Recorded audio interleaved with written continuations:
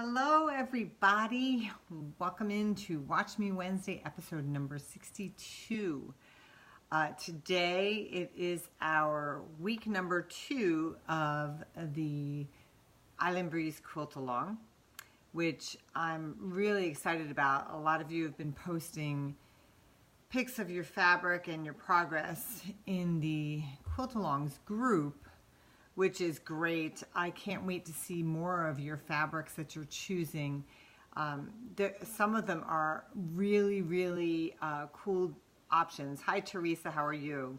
And a lot of you have mocked up versions in Quiltster, which is fantastic also. I love some of the versions that were mocked up. And actually, hi Linda, how are you? Actually, one of my friends, Lisa, decided that she was going to create a miniature. I'm not creating a miniature for everybody. Hi Pam, hi Ruth. So if you want to do a miniature, you're gonna have to do the math yourself and figure it out, but I won't be teaching that. I know I did it for Mountains and Plains, but I'm not doing it for this particular one. So I'm interested to see how Lisa's miniature will come out. So hey Delphina, hi Denise, welcome in.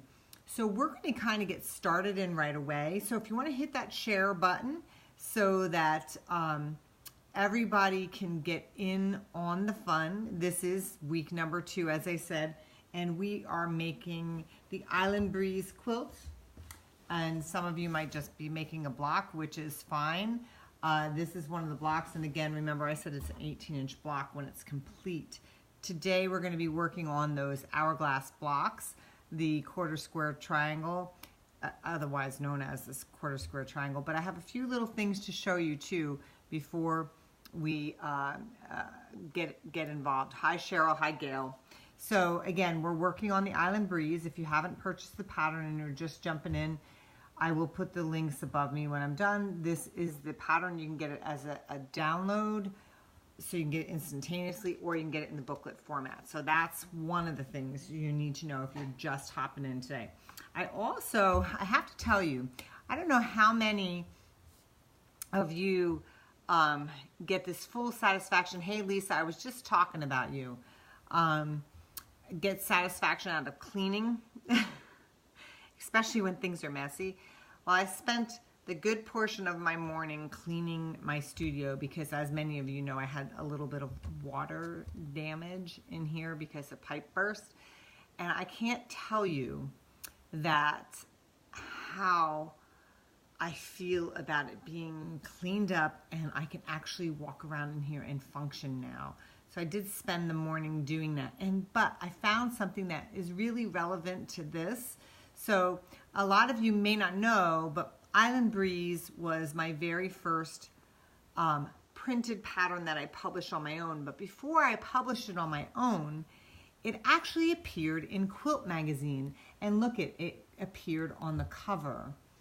And some of you actually might even have this magazine. It was way back on July 2012 issue. Now, Quilt Magazine no longer exists, so you can't buy it anymore. But you might happen to have it if you come across it. Yeah, that's my Island Breeze right on the cover. It was my very first cover girl. Now, at this point, I had been designing for Quilt Magazine and other magazines for a while, but it came as a big surprise to me. They kept it a secret that they were going to keep put on the cover. So I found this morning while I was cleaning up, so I thought I'd share it with you. So if any of you have it, hang on to it because the pattern is in there as well. Okay, a couple other housekeeping items I want to tell you. If you have not joined the group, definitely join it because people are posting things in there, their fabrics and things, and also you get your downloads. So there is, and I did print it off, but I forgot to grab it off the printer. So far there are 3, there will be a 3rd download there today that you're going to get for homework for next week. So right now there's 2 downloads for you to pull off. At the end of this video, there'll be a 3rd one to kind of recap what you need to do for next week. Okay, So that's in the group, and you can only get them there. And yes, you have to request access to the group, and I am approving people as we go along. Now, as I told you last week, I am creating my Island Breeze in the Sea Goddess fabric line from Clothworks. It's Laurel Burch.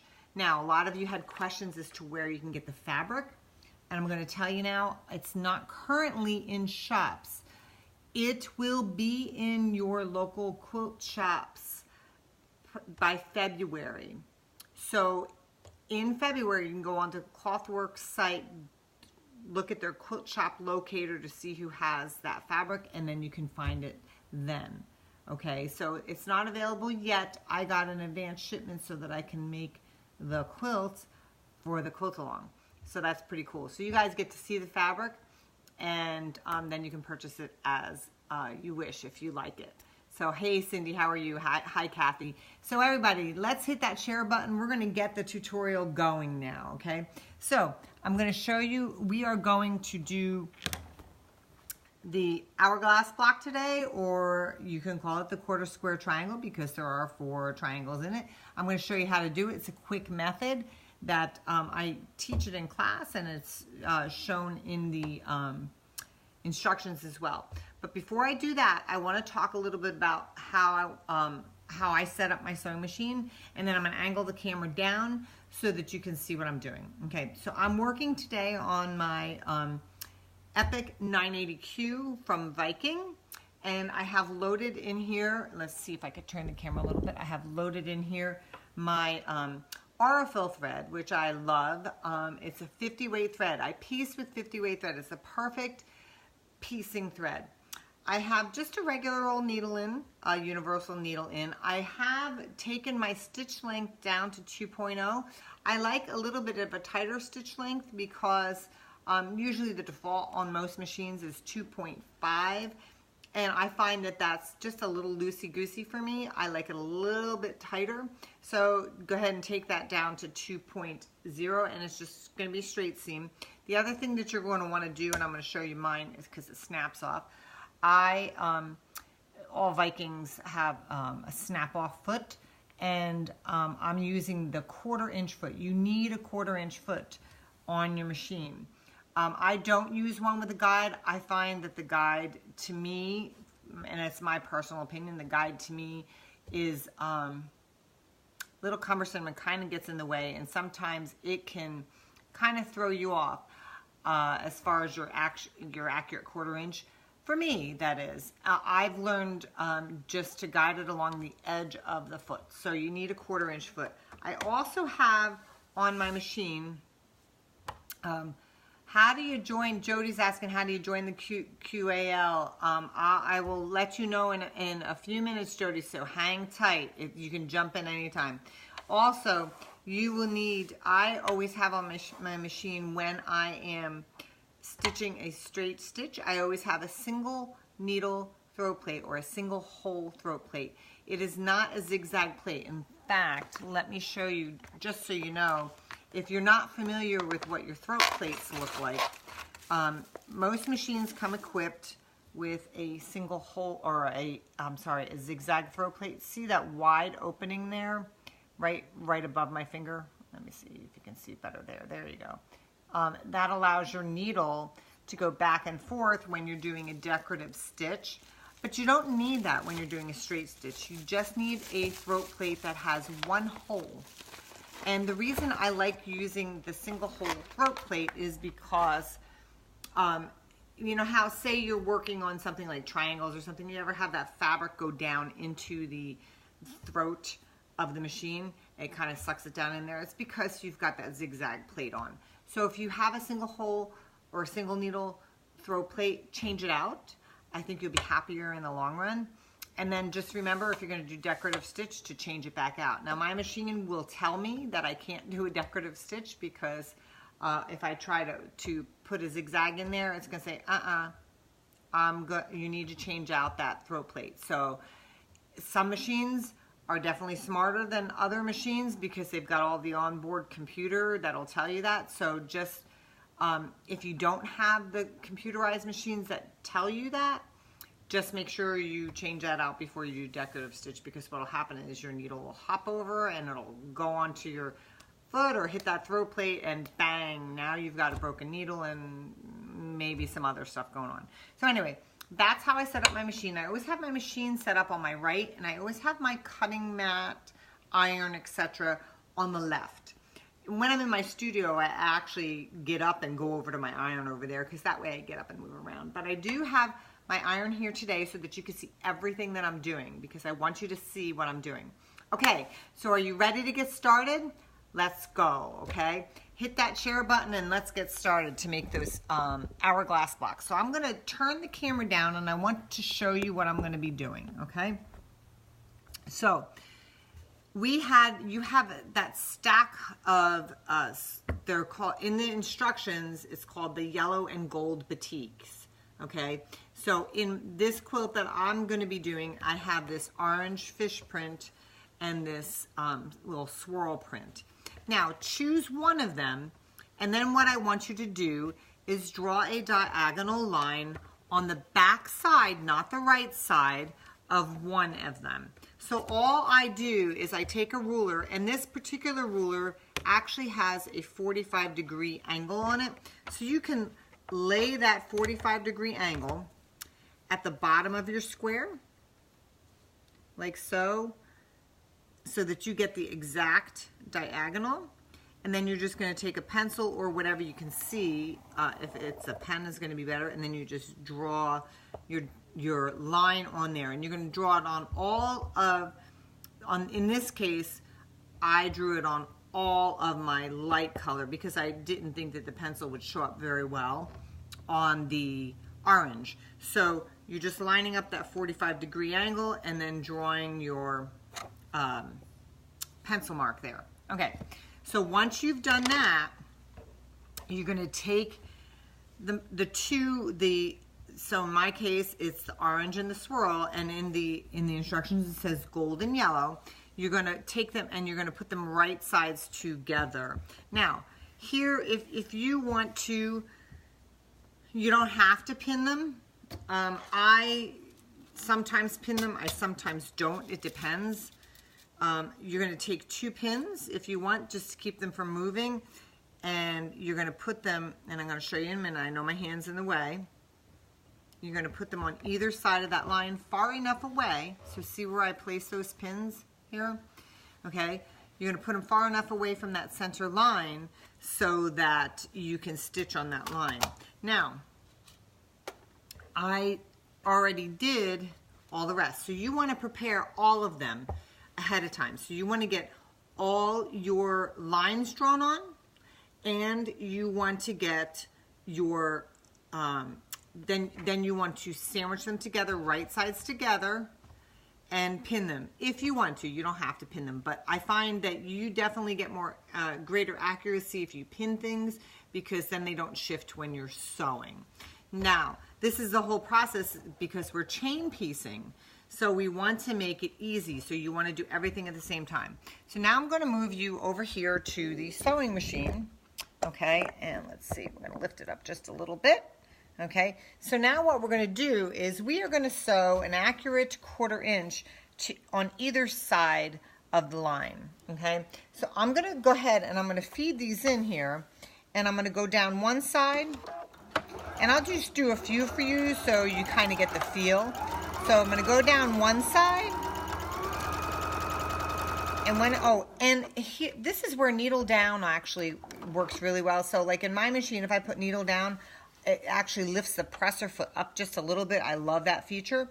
So it lifts it up, so if I have to, you know, move anything, or if I'm going to load in my next piece, when I'm chain piecing, it actually makes it a lot easier. So when I come to a stop here, that foot's going to lift for me.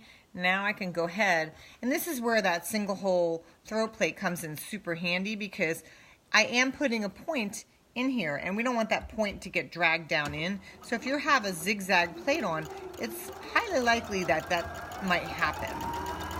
So I'm going to go ahead and stitch down this side, and again I'm running that pencil mark right along the edge of my 1/4 inch foot, because I want to do a 1/4 inch away from that line that I drew. Okay, I'm going to do one more. I'm not going to feed them all through because that would take me a little longer, and I want you all to see the process that I'm doing. So this will give you enough. When you are ready to do this, you just feed them all through at the same time. Okay, you're just going to keep going until you get them all done. Okay, now all I'm going to do is I'm going to take them, turn them around, and go down the other side. So I have stitching on both sides of that line. So that gives me my 1/4 inch on both sides.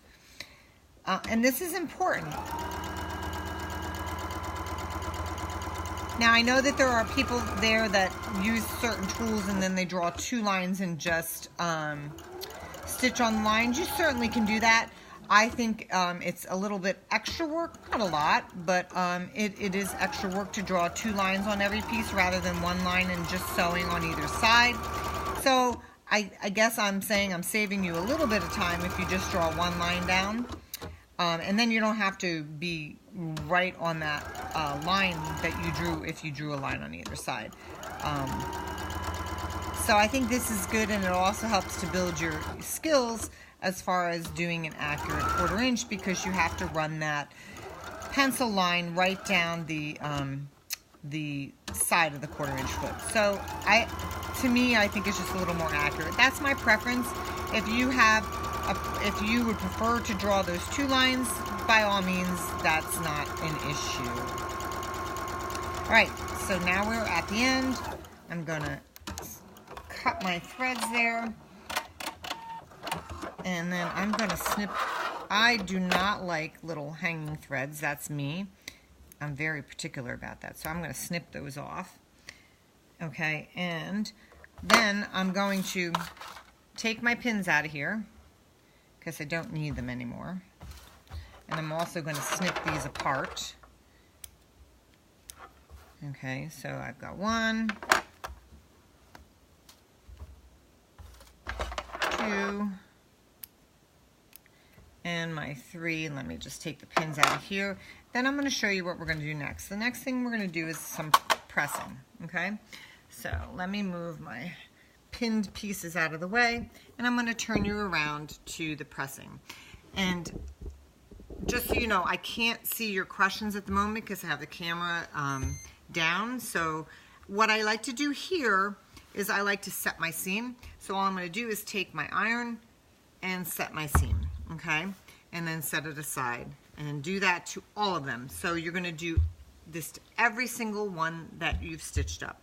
And it just sets those stitches in nice. Okay, now the next step, all right, let's go back here so you can see the next step.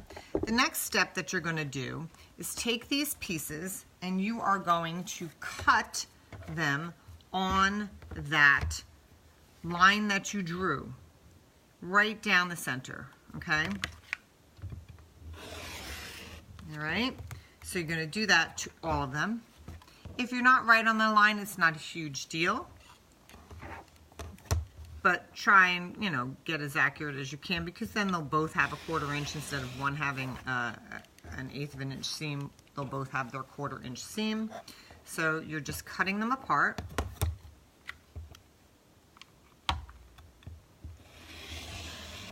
And now I'm going to show you the next step. Okay, so now what we want to do is we're going to come back over here to pressing. Okay, and on these I'm going to press them all to the dark side because I think there might be some shadowing through on the lighter one. Now this is very important, so listen closely. You need to make sure that you're pressing them all to the same fabric. So if you have, like mine, you have a, you know, a clearly lighter fabric and darker fabric, press it to the dark side. But it's really super important that you press them all to the same side. Okay, do not press some to the orange one here, and do not press some to this one, because it will not work right for you, and you'll have your quarter square triangles or your hourglass block will be off, and I'll show you why in the next step. So I'm going to press that, and I'm going to press it to the orange here. I'm pressing it to the darker side. And what I like to do is I actually like to stack them like this and kind of put that seam in there, because then that one underneath gets an extra press, okay? So it gets nice and flat. You can, if you want to, use a little Mary Ellen's Best Press here to get them, you know, nice and crisp. You can totally do that if you'd like to. Not a problem. But just if you're getting it wet, don't do this kind of thing because it's going to stretch it. So I don't have them wet, but you don't want to push, you know, real hard. You just want to give it a light press here, and that's all I'm doing. So just giving it a press, and I'm going to just do one more, and that's it. And I'll leave the rest for later because I want to move on and show you the next step.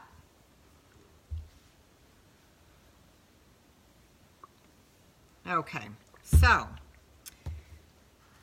let me move back here. Now you have these pieces, and what we need to do is we need to turn them right sides together now, okay? Now, what we're going to do you see how the orange is up here, and now this orange is going to be on the other side. We're going to do them right sides together, and by doing that, these seams are going to nest because I pressed them all in the same direction. If I had pressed this towards the light, it will not nest. You want these seams to lock in place, and that is super important, okay? They need to lock. So when you do this, when you lay them on top of one another, you want to go down the entire length of the seam and feel them locking in place with one another, okay? If they're off a little bit on the edges, don't worry about that. These blocks, I've created the pattern so that when we're done with the block, we're going to trim down. So I gave you enough fabric to do that. But the important thing here is to try and get it to match as well as you can along the edge, but yet have those seams nest so it lays nice and flat. If you feel lumps and bumps, it's not laying flat. They need to lay flat, okay? The next thing I want to do is I'm going to draw again. I gotta find my pencil. I'm going to go ahead and do the same thing I showed you before, but this time I'm going to draw a diagonal line from corner to corner here, the seam, not along where the seam is, but across the seam. So I'm taking that 45-degree angle and lining it up on the bottom, and then I'm going to come from corner to corner, holding that ruler in place, making my line, okay? And you are going to do this with every piece that you have. So you're going to sandwich every single one, right sides together, draw your line, and then I like to put pins on these because I don't want these to shift. I've got this nested, and again, you're putting the pins on either side, the right and the left side of that line, okay? So that's super important, okay? So now, and this time I'm only just doing one because I want to continue the process, but you will repeat this on all of them, get them all set up, and then you're going to chain piece, okay? So now let me take you back over to the sewing machine, okay? Now we're going to do the same exact thing. We are going to sew a 1/4 inch away from that line that I just drew. And I'm telling you, if you nest these properly, you're going to get, and I'll show you what I mean in the end, you're going to get they're going to meet perfectly in the center, which is what you want to happen, okay? And you'll see in just a few seconds here. So once you get to the end of your chain and you're finished chain piecing all of those, you're going to turn it back around, go to the other side, and go ahead and stitch down that line a 1/4 inch away from that line that you drew.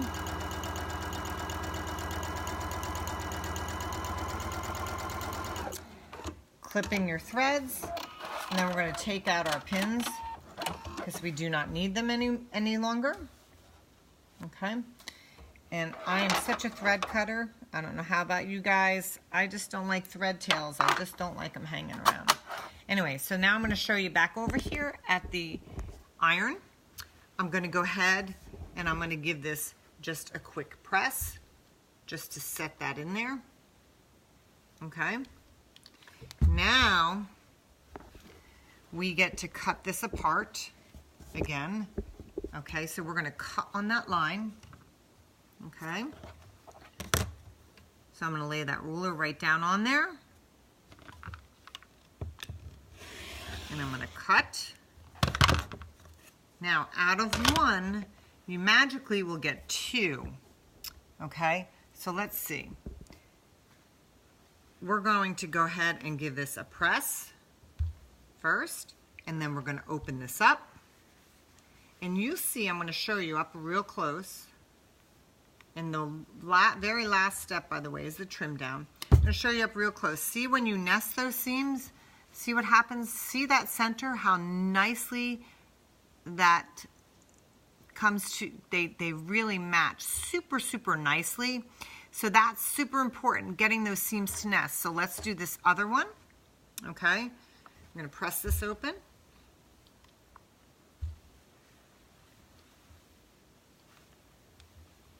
And you can go ahead and give this a little spritz of Mary Ellen's if you want to.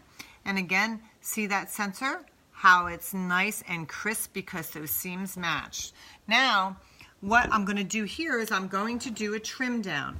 Now, this is probably one of my favorite rulers for 6.5 inch trim down. We are trimming them down to 6.5 inch. The reason why I like this ruler, it's a Creative Grids ruler. And the reason why I like it is because it has this white line here and this white line here and a little circle in the center. Plus it has that 45-degree line. But that circle in the center, I'm going to lay that. Can you see that? I'm going to lay that circle that's in the center there right smack dead on to the center there. And what will happen, and I'm going to see if I can angle the camera down a little better so that you can see. When I lay that circle on there, that 45-degree line, I don't know if you can see. Oops, am I too low? Can you guys see? Okay. I lay it down there, and that 45-degree angle line goes right down that seam. And that is right spot on dead in the center, and you can see actually how much you need to trim around it. So what I'm going to do, and it's kind of awkward here for me. Let's see if I can move this back a little bit, just because of the angle I'm at. So I'm laying that right on there, and that 45-degree line goes there.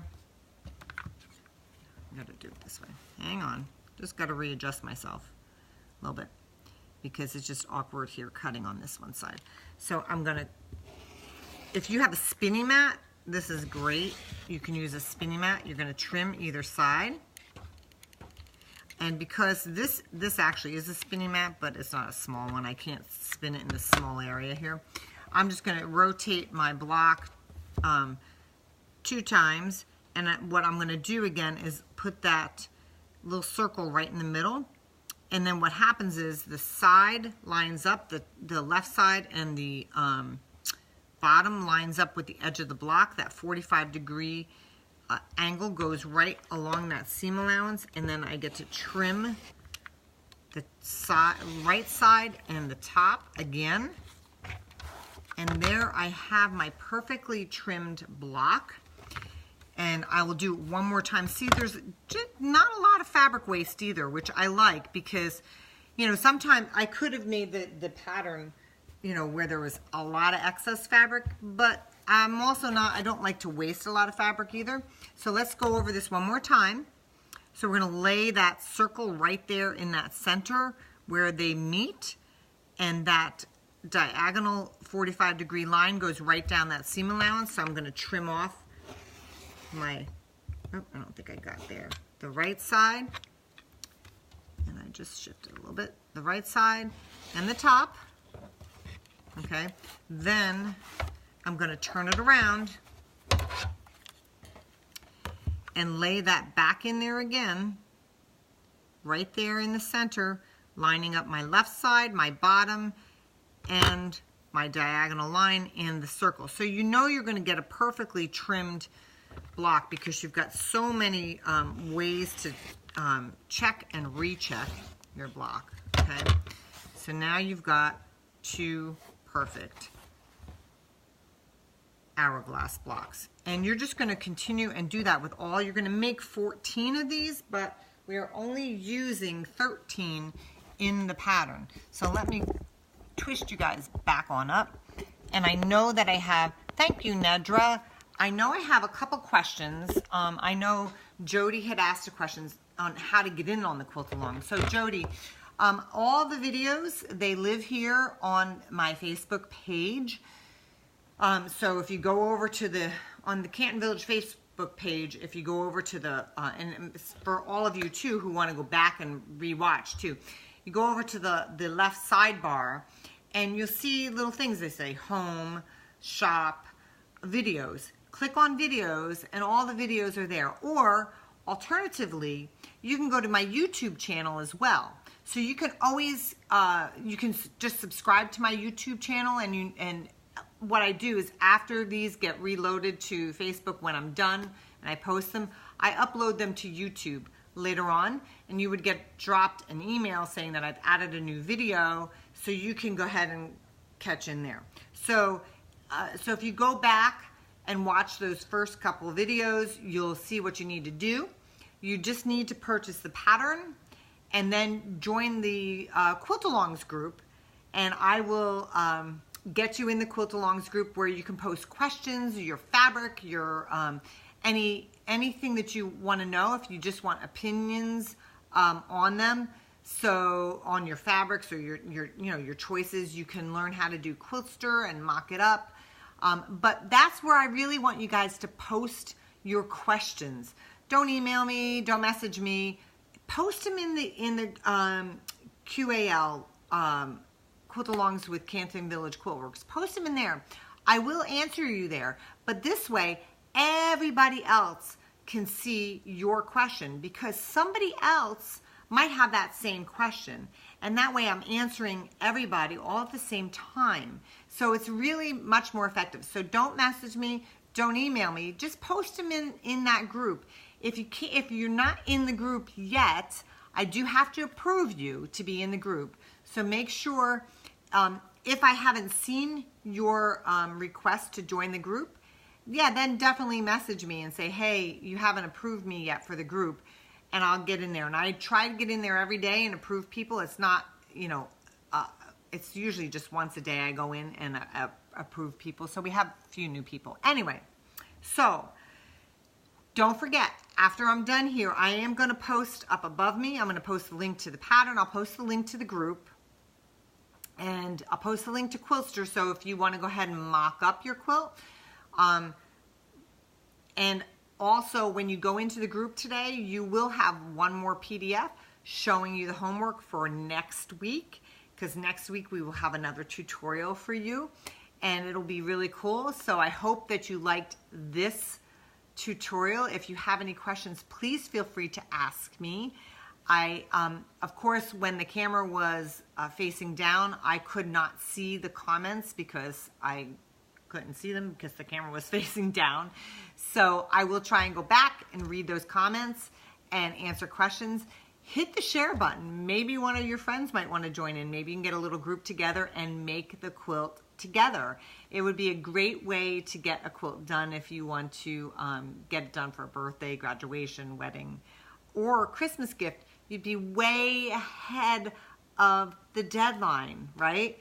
So I hope you enjoyed today's tutorial. If you have any questions, just let me know. And I can't wait. When you get your hourglass blocks done, please post them in the group. I want to see what they're looking like. I think they're going to be awesome. And I think if you follow the little tips that I have, you'll have perfect little hourglass blocks just like I did. And it's really fun and really easy, and you can whip them out super duper quick. So make sure you post pictures we all want to see. Until next week, I will see you then, but happy quilting. Bye everyone.